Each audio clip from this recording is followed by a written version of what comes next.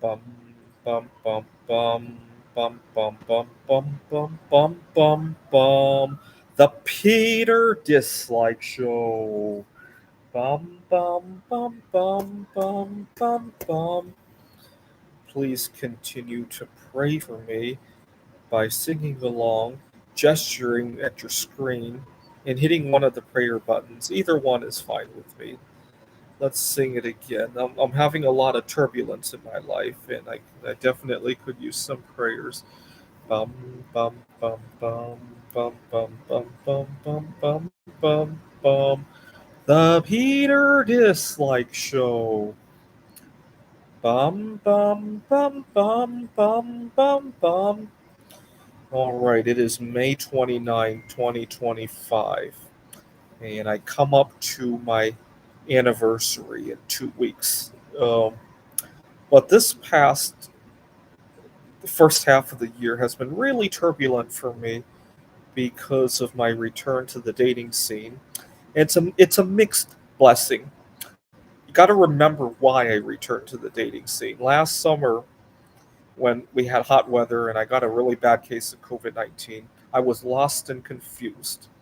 You know what? Now reflecting back on it, it wasn't the hot weather or the COVID that got me lost and confused. It was the hostility of the rest of our society.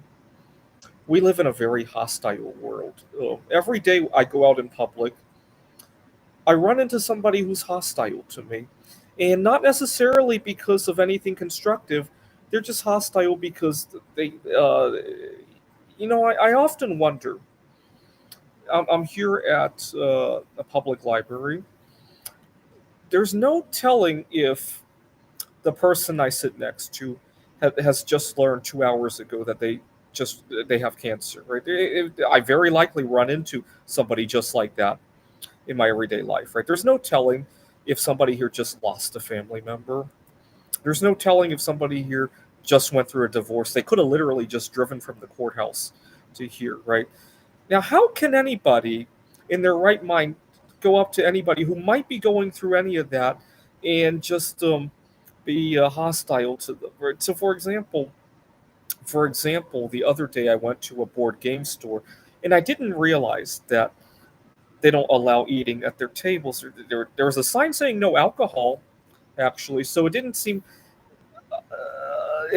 wrong to eat at the tables, right? If food wasn't allowed there, they should have put up a sign there, right? So I didn't think very much of it. And do I insist on eating in that place? Not really, but the manager of the place was very hostile. Sir, you're not allowed to eat in here, and it's just sometimes when I'm already going through a lot, a recent breakup, car troubles, my grandmother passing away, it just throws me over the limit. My circuits are already fried, and just having a lot. 2 weeks ago, or last week, my car finally broke down, and I prayed, please let the world be gentle on me. I just need to go replace my car. My mental state is already at the edge. Please don't let me be hostile to me. I mean, certainly I tried to be gentle to other people too during that time, but you know, it's just too much. I'm so glad I get to go to Taiwan next month. I'll have a reprieve from all of this. I really tried to think of a time when I was in Taiwan or in some other country, even Poland. I can't remember a time when somebody was outrageously hostile to me like that. It just puts now. Does it kill anybody to do that? Not really, but you know what? It puts you on edge, right? So, for example, I had a time when I lived out of my car. I mean, I still do when I move from one place, and sometimes I'll sleep in my car in between situations or when I'm traveling and all that. And it always bothered me, if somebody needs the place for something, let's say I'm sleeping in my car and something were to happen and they need me to move my car, then I'm fine with that. But it always bothered me how hostile people are. That they'll knock really loudly, and to the point that you almost have a heart attack.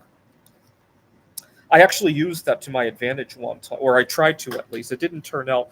What had happened was I had driven to New Mexico to go see a solar eclipse. The solar eclipse was going to begin at I think 9 a.m. or something like that, and I wanted to wake up at like 6 or 7. I had pulled into this gas station, and I noticed on the door after I pumped my gas, I noticed on the door that the convenience store wouldn't open until 7 a.m. I was like, great, because I thought if I parked my car in a weird way, blocking their door and all that, by 6:37 when the employees started showing up, somebody would angrily pound my door. I needed somebody to angrily wake me up. That time I actually did need somebody to be hostile to me. So I parked in front. I parked sideways, blocking the front door because I knew at 6:30 somebody would be very angry. And I did. It was 1 a.m. when I got there, and I parked. I didn't want to sleep in, so I parked like that. Now, next thing I know, somebody pounds at my door, and I get up to look. It was a police officer, and he goes, "Sir, how much did you drink tonight?" He thought I had been drunk, and I explained to him, "Oh, nothing. Thank you for waking me up. I parked like this because I knew somebody would wake me up." He got all confused. He asked me, "Well, what's the matter? Why do you need to wake up?" And I told him that there was a solar eclipse. He had no idea there was going to be a solar eclipse the next day, and so he thought I was out of my mind, and then after he realized that what I had done, he was really upset that he had to work that day, couldn't go out to see the eclipse, and he checked me out and all that, and he just he thought it was the craziest idea in the world that anybody had ever come up. He probably was upset that he hadn't come up with that by himself when in the past or something like that. But anyway, I, I just despise how hostile it was. One of these days, I'm gonna come out of the hospital and learn that I've just gotten cancer, and I'm gonna come to the library, and somebody's still gonna be hostile to me. Right? One of these days, I'm gonna drive here after leaving the courthouse from a messy divorce. And I don't like it. I wish we had a more peaceful environment, and it's sad. I don't know what to do. The next time after I learn I've had cancer, or after I come home from the courthouse from a messy divorce, where do I go to avoid all this hostility? It's just maddening that we can't find peace in this country. And I don't know if you agree with me. Please leave a comment. But it's maddening.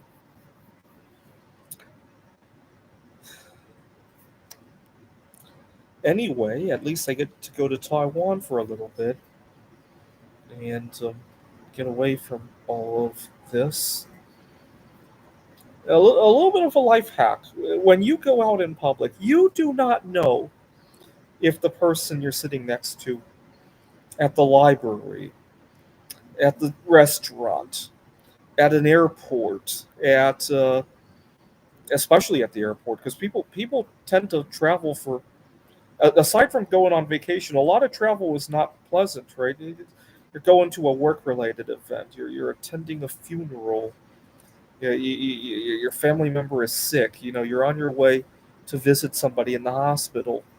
So you never know what the person sitting next to you is going through. A little bit of a life hack: when you talk to somebody in person, try to pretend that person has just come out of the doctor's office and learn that they have cancer, or they literally just drove here from the courthouse after a messy divorce. I guarantee you, well, you run into those people and don't even. Uh oh, my internet connection. I hope this video is coming out right because my last video came out awful. But you do not know what the people you're running into, like the police officer, right? I don't know why he assumed that I had so much to drink that I parked like that. There was a reason I parked like that, right? And try not to make assumptions, right?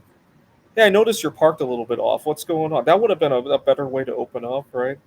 And I still cannot get over, every time I've had to live out of my car, I still cannot get over how loudly people will knock at my window. I almost thought about, you know how people tint their windows, right? I almost thought about getting some kind of glass that will not be noisy when somebody knocks on it, because I always have a heart attack. I mean, granted, do I like to inconvenience you? No, I always move my car when asked to, right? Although one difficulty, and this one I have yet to resolve, I love taking melatonin, and now that I have a place to stay, it's a lot easier to take it. But I often worried when I was living out of my car, I would take my melatonin, and then later that night, somebody would ask me to move my car, and I'd not be in a state to do it, and I always had a lot of difficulty with that. I mean, a little bit of a uh, uh, uh, word of the wise. If you sleep in your car, I always try to pull in a way that I can leave easily. Right, I'm not going to park into a tight space or park in a way that I have to back out of the space. Right, I try, if I need to sleep in my car, I usually try to back in. That way, if I need to leave in a hurry, whether it be because somebody is hostile at me, whether it be because of a safety issue, right? It's somebody's trying to rob me or something. There's a million reasons why you might need to leave a parking spot in a hurry, right? But even still, I don't.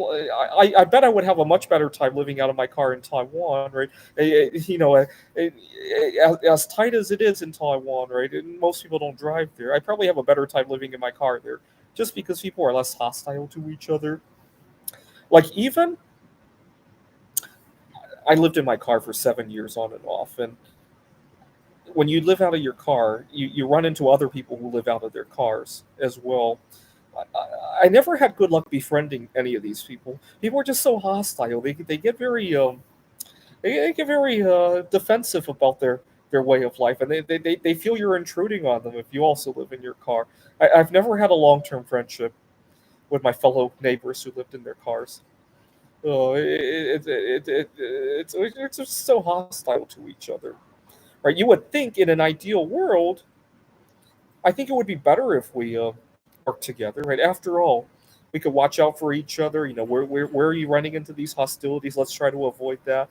No, it never works like that. In fact, a lot of times, when I used to live out of my car, one of the biggest amenities that one can find is somewhere with a nearby electrical outlet. Get your computer charged and all that, and stay in touch with the world. Especially if Wi-Fi was also reachable from where you were. I had a computer program that could break Wi-Fi passwords. Oh man, sometimes people don't reset their passwords, and you can break into them. And I would just steal people's Wi-Fi. And so you got to be careful if you find a parking spot like that.